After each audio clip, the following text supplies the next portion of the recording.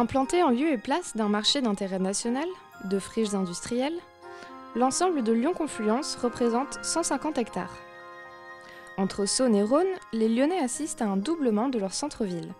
Avec une fin programmée de la première phase pour 2016, 80% étant déjà réalisés, c'est la seconde phase qui a démarré en 2009. Ce nouveau quartier, Lyon Confluence, sera ainsi achevé en 2025. Les premiers bâtiments livrés montrent la vision de la ville durable de demain, à l'image du jardin Erevan, situé au cœur de bâtiments d'habitation. Mais comment les habitants vivent-ils Lyon Confluence ? Benoît Bardet, responsable communication de la SPLA Lyon Confluence, nous détaille l'exemple des jardins partagés. Nous sommes ici donc au milieu d'un jardin partagé qui est géré par les résidents, à la fois de ces immeubles, d'ailleurs des quartiers voisins de Sainte-Blandine. C'est une manière aussi de vivre la ville un peu différemment de ce qu'on est habitué à voir. C'est une façon aussi de voir que le cycle de la nature ne commence pas à l'extérieur de la ville, il est aussi en plein cœur des villes. Et c'est une façon à la fois de vivre différemment, de produire des légumes et des fruits et de le faire ensemble, collectivement, avec un rapport évidemment à l'espace public qui est très différent. Parce que nous ne sommes pas dans un espace privé ici, nous sommes à la fois dans un espace intime et public, qui est donc ouvert dans la journée et fermé le soir. Reste que la zone Lyon Confluence se veut un lieu de mixité entre habitation, commerce, loisirs et travail. Ce qui lui a permis de décrocher la première distinction du WWF pour la ville durable. Et à côté des jardins partagés, ce sont maintenant les entreprises qui poussent. Un tiers de la programmation est constitué d'entreprises, avec derrière nous le siège de GDF Suez par exemple, un peu plus loin le siège de la région Rhône-Alpes, la direction régionale d'Eiffage, le siège du Progrès, demain le siège de GL Evans, d'Euronews. Donc des activités économiques importantes et donc en fait des acteurs du territoire qui sont des acteurs économiques, eux aussi intéressés par cette démarche de mise en réseau, de partage de l'information et donc d'acheminement vers une ville plus intelligente, plus adaptée au changement climatique. Et le tout se connecte avec les projets du Grand Lyon, notamment en mobilité. Le Smart Grid, ça nous permet aussi d'intégrer des projets parallèles. Le Grand Lyon développe un projet qui s'appelle Optimode. Optimode, c'est un système d'information qui va collecter tout un tas de données sur les transports, c'est-à-dire les transports urbains classiques tels que le tramway qui passe juste derrière moi, le train, la SNCF, mais également sur les transports, les véhicules légers, toutes les questions de trafic importants. Et donc Optimode, c'est un outil très très simple d'utilisation qui va vous permettre, en fonction de l'itinéraire que vous avez choisi, de choisir le meilleur mode, en fonction évidemment de critères de temps, mais également en fonction de critères environnementaux. Comment est-ce que je fais pour me rendre à tel endroit en ayant l'empreinte la moins importante. Voilà, donc ce système-là, il va être développé également sur Confluence et il sera accessible et il va être utilisé dans le Smart Grid qu'on développe avec les Japonais. Lyon Confluence, c'est un projet de ville durable. Mais derrière les concepts se cache de la technologie. Que peuvent apporter les Smart Grids pour faire fonctionner cet ensemble ?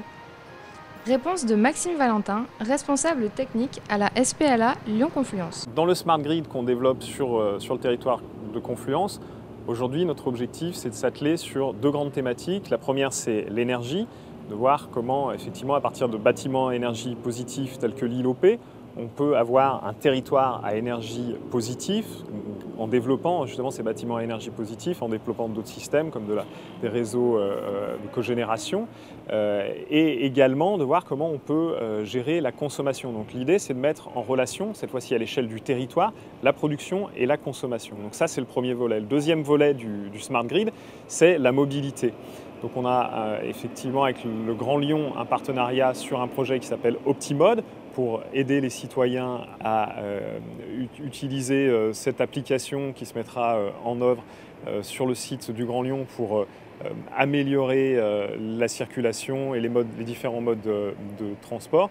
Et puis, dans le cadre du partenariat avec le NEDO, on développe également un parc de véhicules électriques, un parc d'une trentaine de véhicules électriques qui seront mis à disposition des entreprises, des grands sièges tels que la région qui se trouve derrière moi. Et ces véhicules électriques fonctionneront avec une centrale photovoltaïque située sur le territoire. Et l'idée, voilà, c'est de mettre en relation la production photovoltaïque et la consommation et le stockage énergétique que représentent ces véhicules électriques. Un projet monté avec le NEDO, pour qui c'est le premier projet européen. Le NEDO, on a l'habitude de dire, pour faciliter la compréhension, que c'est l'ADEME japonaise. En fait, c'est effectivement une institution gouvernementale japonaise qui fonctionne avec le ministère de l'Industrie et qui développe des partenariats industriels pour développer des nouvelles technologies, faire de la recherche et développement à usage ensuite évidemment industriel. Donc on a eu la chance d'avoir des relations avec cette institution japonaise qui s'est intéressée au territoire de Confluence pour deux raisons. D'une part, parce que le territoire de Confluence est un projet urbain extrêmement vaste, 150 hectares, 1 million de mètres carrés à créer d'ici 2025. Et puis parce qu'on a mené une démarche de développement durable depuis une dizaine d'années qui est notamment suivie par WWF. On est le premier quartier équitable WWF en France, ce qui nous amène à avoir un certain nombre d'objectifs très précis sur une dizaine de cibles, dont un objectif sur le zéro CO2. Zéro CO2, ça veut dire qu'on aura un territoire à énergie positive à la fin du projet, c'est-à-dire d'ici 2025. Et l'acteur japonais leader, c'est Toshiba.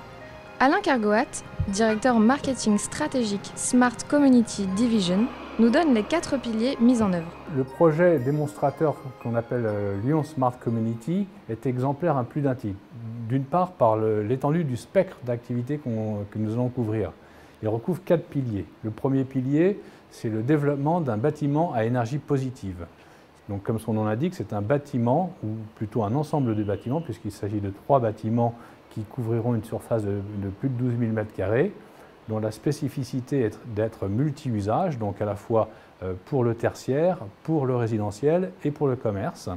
Et donc cet ensemble de bâtiments doit produire plus d'énergie qu'il n'en consomme. La contribution de Toshiba à ce développement, qui va être réalisé par le groupe de promotion Bouygues Immobilier, est d'apporter l'ensemble des moyens de production d'énergie, de contrôle d'énergie et de stockage d'énergie, donc l'ensemble du système de pilotage énergétique, de manière à la fois réguler les usages, réguler la production, pour qu'au bout du compte, sur l'ensemble de l'année, cet ensemble d'îlots de bâtiments soit à énergie positive. Le deuxième pilier concerne un système de mobilité douce à base d'une flotte de véhicules électriques. Il y en aura une trentaine sur place qui auront pour particularité d'être alimentés par de l'énergie verte, donc de l'énergie issue d'une source de production à base de panneaux photovoltaïques qui sera positionnée sur le toit d'un des bâtiments de Lyon Confluence.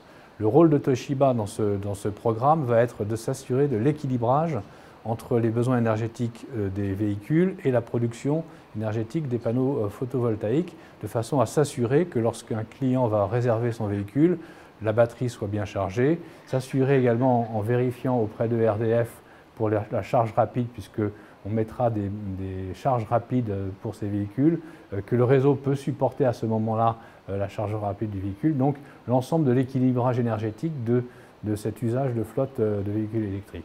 Le troisième pilier concerne l'éco-rénovation d'un ensemble de résidentiels, donc à usage de résidence principale, sur le quartier de Lyon-Confluence. Et là, il s'agit donc pour Grand Lyon Habitat de rénover toute cette résidence et d'équiper chacun des appartements d'un système de mesure énergétique multiflux, électricité, gaz et eau, de manière à donner une visibilité à chaque habitant de ses consommations et donc à terme éventuellement de lui permettre de modifier ses usages. Donc il y a un volet à la fois technologique mais surtout un volet sociologique pour mesurer quel est l'impact de la connaissance de ces consommations sur les habitudes de vie des uns et des autres. Enfin, le quatrième pilier de ce projet consiste à doter le Grand Lyon et la ménagère SPLA d'un outil de pilotage énergétique du quartier. Et donc, il va agréger l'ensemble des 3 premiers usages dont je vous ai parlé, donc les bâtiments, les appartements résidentiels et la mobilité, agréger l'ensemble des données qui remonteront du terrain pour donner une visibilité à l'échelle du quartier sur les usages énergétiques. Donc sur les 3 sujets qui sont directement pilotés par Toshiba, mais également ça va s'étendre au-delà de ça à l'ensemble des bâtiments du quartier.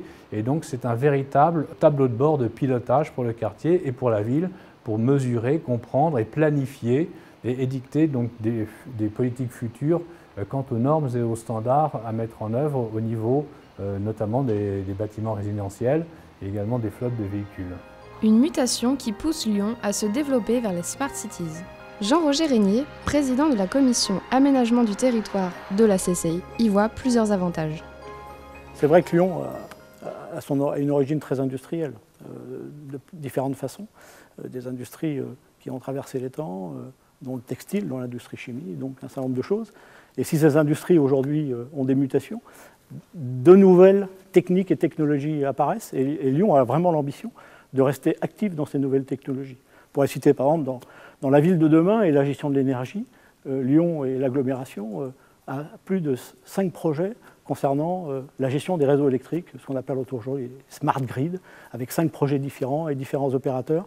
On sait que demain, dans cette ville qui a vu un des plus gros barrages du monde à la centrale du Cusset, il y a plus d'un siècle, aujourd'hui revient sur des choses plus de terrain, plus en connexion avec les acteurs. Et être en avance sur ces smart grids va aussi donner des possibilités de développer, pourquoi pas demain, des nouvelles technologies et pourquoi pas une nouvelle industrie qui sera peut-être moins lourde au sens physique du terme, mais qui sera au service de la ville dans ses différentes composantes et en particulier là, dans la gestion de ses réseaux et de son énergie.